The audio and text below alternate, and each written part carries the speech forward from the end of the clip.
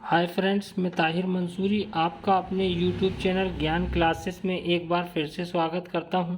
आज हम अपनी सीरीज को आगे बढ़ाते हुए कक्षा 12वीं विषय लेखाशास्त्र अर्थात अकाउंट के इकाई 2 साझेदारी फर्मों के लिए लेखांकन के मूल तत्व के सवालों को हल कराएंगे। तो ये सवाल हम शिवलाल अग्रवाल की बुक से हल करा रहे हैं। तो आइए शुरू करते हैं अपने वीडियो को। तो इसमें प्रैक्टिकल क्रमांक 1 जो दिया गया है, 1 अक्टूबर 2017 को राम व कृष्णा ने कपड़े का व्यापार 10,000 रुपये और 8,000 रुपये पूंजी लगाकर प्रारंभ किया। साझेदारी समझौते के अंतर्गत साझेदारों को पूंजी पर 10% वार्षिक ब्याज प्राप्त करने का अधिकार है व कृष्णा को 300 रुपये प्रति माह वेतन पाने का अधिकार है। फर्म का लाभ साझेदारों के मध्य समान अनुपात में बांटा जाएगा। प्रत्येक साझेदार को 250 रुपये प्रति माह ब्याज सहित आहरण करने का अधिकार है। 31 मार्च 2018 को खाते बंद किए जाते हैं और उस समय फर्म का जो लाभ है वो 6,050 रुपये का है, जो वेतन व ब्याज देने के पूर्व था। 31 मार्च 2018 को स्थिर पूंजी व परिवर्तनशील पूंजी के आधार पर साझेदारों का पूंजी खाता व लाभ हानि नियोजन खाता बनाइए। तो देखते हैं हम इस सवाल को कैसे हल करेंगे। इस सवाल में जो शुद्ध लाभ दिया है वो हमें 6,050 रुपये दिया गया है। तो शुद्ध लाभ 6,050 रुपये।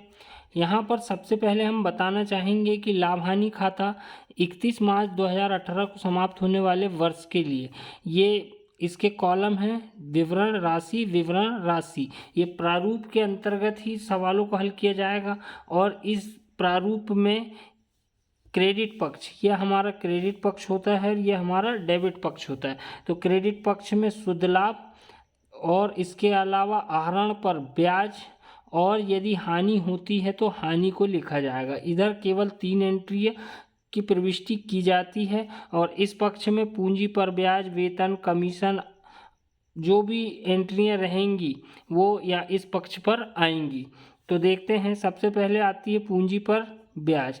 इसमें राम और कृष्ण ने जो व्यापार प्रारंभ किया है वो 1 अक्टूबर को किया है। तो अक्टूबर से हम गिनती लगाएंगे तो अक्टूबर, नवंबर, दिसंबर, जनवरी, फरवरी, मार्च और 31 मार्च को खाते बंद होते हैं। तो यहाँ पर केवल 6 माह का ही लाभ हानि खाता बनाया जाएगा। तो राम की जो पूंजी है वो 10,000 रुपये है। तो 10,000 का 10% है तो परसेंट का 100, लेकिन यहाँ पर केवल 6 माह का है तो 6 माह का भी इसमें किया जाएगा। तो 6/12 किया जाता है। शून्य का शून्य, शून्य का शून्य, 6 कम 6 और 6 दूनी 12 और यहाँ पर 500। तो जो राम को पूंजी पर ब्याज दिया जाएगा वो केवल 500 रुपये प्राप्त होगा। कृष्णा की जो पूंजी है वो 8,000 रुपये है। 8,000 रुपये का 10% ब्याज, लेकिन उसमें भी 6 माह का ही व्यापार प्रारंभ हुआ है तो केवल 6 माह का ही पूंजी पर ब्याज दिया जाएगा। तो यहाँ पर ये 400 रुपये। इसके अलावा वेतन जो है वो कृष्णा को वेतन प्राप्त होता है। तो कृष्णा को जो वेतन प्राप्त हो रहा है वो 300 रुपये प्रति माह के हिसाब से केवल 6 माह का ही दिया जाएगा, क्योंकि व्यापार प्रारंभ चलते हुए केवल 6 माह ही हुए हैं। तो इस प्रकार से 1,800 रुपये इसकी अमाउंट आएगी। इसके बाद हम इसमें ये करेंगे कि जिस पक्ष का योग ज़्यादा है उसे हम पहले जोड़ लेंगे। तो यहाँ का योग आ रहा है 6,050 रुपये और इस पक्ष का योग आ रहा है 2,700 रुपये। तो ये 2,700 रुपये घटा देंगे तो हम इसे यहाँ पर लिखेंगे शुद्ध लाभ हस्तांतरित करने पर टोटल अमाउंट कितनी आई है, ये घटाने के बाद जो बचेगा वो बचा है हमारा 3,350 रुपये। इसमें जो लाभ हानि का बंटवारा करने के लिए कहा गया है साझेदारों के मध्य वो बराबर किया गया है। तो यदि 2 साझेदार है तो 2 का भाग दे दिया जाएगा इसमें। तो इस प्रकार से हम इसे काटेंगे। तो राम को जो लाभ प्राप्त हुआ है वो 1,675 रुपये प्राप्त हुआ है और कृष्णा को जो लाभ प्राप्त हुआ है वो भी 1,675, अर्थात बराबर लाभ को बांटा जाएगा। इसके बाद हम इसमें पूंजी खाता बनाते हैं तो पूंजी खाता बनाने की दो कंडीशन रहती है। एक स्थायी पूंजी खाता बनता है, एक स्थायी पूंजी खाता बनता है। स्थायी पूंजी खाते के साथ स्थायी पूंजी और चालू पूंजी खाता बनाया जाता है, चालू पूंजी खाता। और सेकंड मेथड जो है वो परिवर्तनशील पूंजी खाते की है। परिवर्तनशील पूंजी खाते में केवल परिवर्तनशील पूंजी खाता ही बनाया जाता है।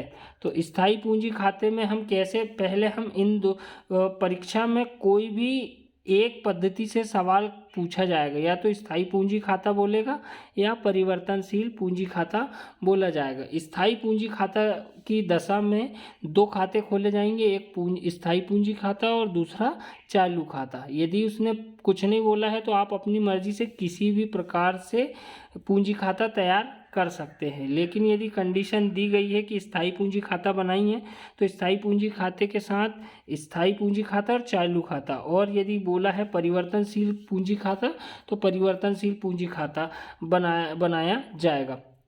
तो हम यहाँ पर दोनों मेथडों को समझाएंगे। तो स्थायी पूंजी खाते को किस ढंग से समझाया जाएगा। स्थायी पूंजी खाते में भी दो पक्ष होते हैं, ये डेबिट पक्ष होगा और ये क्रेडिट। जो भी साझेदार रहेंगे, दो साझेदार हैं इसमें राम और कृष्ण, तो राम और कृष्ण का कॉलम बनाए जाएंगे और उसके साथ विवरण करेगा। और इस डेबिट पक्ष में भी राम और कृष्ण के कॉलम रहेंगे और विवरण बनाया जाएगा। इसके अलावा यहाँ पर केवल स्थायी पूंजी खाते में उनकी पूंजी आएगी तो शेष लाया गया। राम की पूंजी 10,000 है तो उसके कॉलम में 10,000 डाल देंगे, और कृष्णा की पूंजी 8,000 है तो 8,000 उसके कॉलम में डाल दी जाएंगी। शेष लाया गया, इसे अंग्रेजी में हम टू बैलेंस BD कहते हैं। तो यहाँ पर ये 10,000 का 10,000 और 8,000 का 8,000 टोटल मार दिया जाएगा, और यही शेष को उठा के इस डेबिट पक्ष में रख देंगे। शेष ले गया, ले गया में टू बैलेंस CD ऐसा कहा जाता है। और यहाँ पर टोटल अमाउंट मारकर हम सवाल पे स्थायी पूंजी खाते में स्थायी पूंजी खाता बन गया। इसमें केवल पूंजी का ही लेखा किया जाता है। इसके अलावा हमारे पास फिर दूसरा खाता इसके साथ जो है चालू खाता बनाया जाएगा। इसमें पूंजी के अलावा पूरी मदों का लेखा किया जाएगा। जैसे इस पे जो पूंजी पर ब्याज दिया गया है, वेतन दिया गया है, लाभ हानि दी गई है, इनकी प्रविष्टि इस पर की जाएगी। तो डेबिट का क्रेडिट में लिखा जाएगा। तो यहाँ पर क्रेडिट पक्ष में हम लिखेंगे पूंजी पर ब्याज। राम की पूंजी कितनी है, और सॉरी पूंजी पर ब्याज कितना है। राम को 500 रुपये पूंजी पर ब्याज मिला है और कृष्ण को 400 रुपये।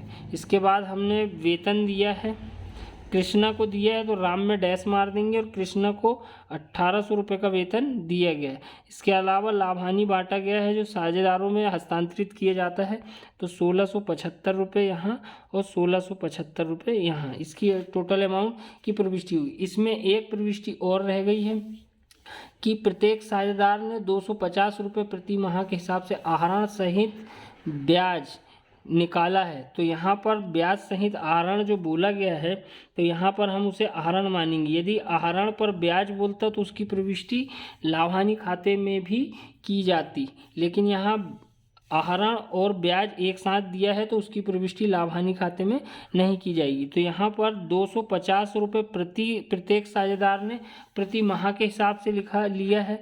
तो 6 माह का हमें गुणा करना होगा, तो 25 × 150 1500 रुपये राम ने निकाले हैं और 1500 रुपये कृष्ण ने निकाले हैं। इसके बाद हम टोटल अमाउंट का देखेंगे कि किस पक्ष का योग ज़्यादा है। तो इस पक्ष का योग ज़्यादा है 2175 रुपये, और यहाँ का आएगा 3,875 रुपये। तो उसमें से ये डेबिट की जो अमाउंट है 1,500 रुपये माइनस कर दी जाएगी, और इससे भी 1,500 रुपये माइनस कर दी जाएगी। जो शेष बचेगा उसे हम शेष ले गया लिखकर घटा देंगे।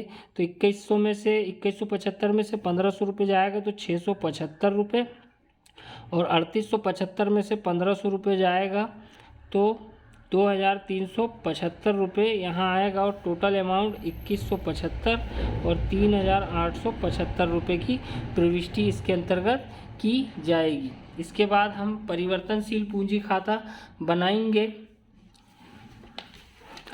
तो परिवर्तनशील पूंजी खाते में कोई अंतर नहीं है, सिर्फ हमें ये जो स्थायी पूंजी खाता अलग बना है, इस पूंजी को इसके नीचे या ऊपर रख देंगे तो टोटल वो परिवर्तनशील पूंजी खाता कहलाएगा।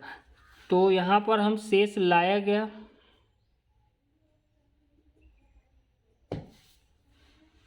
राम की पूंजी कितनी है 10,000 रुपये और कृष्ण की पूंजी 8,000 रुपये। इसके बाद हम यहाँ पर टोटल एंट्रियों को लिख देंगे।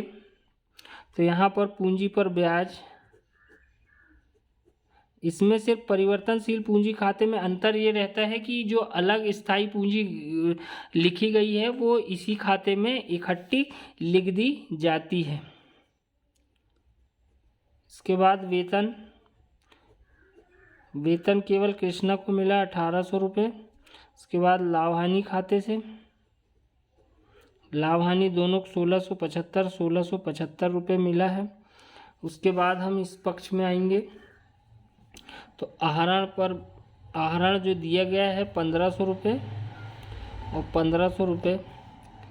अब इसके बाद हम टोटल मारेंगे कि किस पक्ष का योग ज़्यादा है।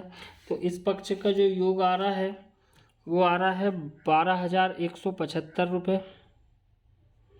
उसमें से इस 1500 राम के खाते से राम की पूंजी घटाएंगे और इस पक्ष का योग आ रहा है 11,875 रुपये। इसमें से भी उसके खाते में जो आहरण की उसे घटा देंगे तो जो आएगा वो शेष ले गया कहलाएगा। तो ये घटाने के बाद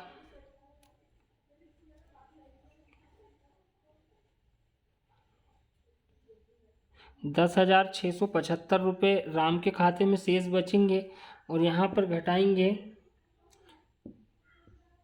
तो यहाँ का योग आएगा 10,375 रुपये। इस प्रकार से दोनों तरफ का जो योग रहता है वो बिल्कुल आमने सामने एक समान आता है।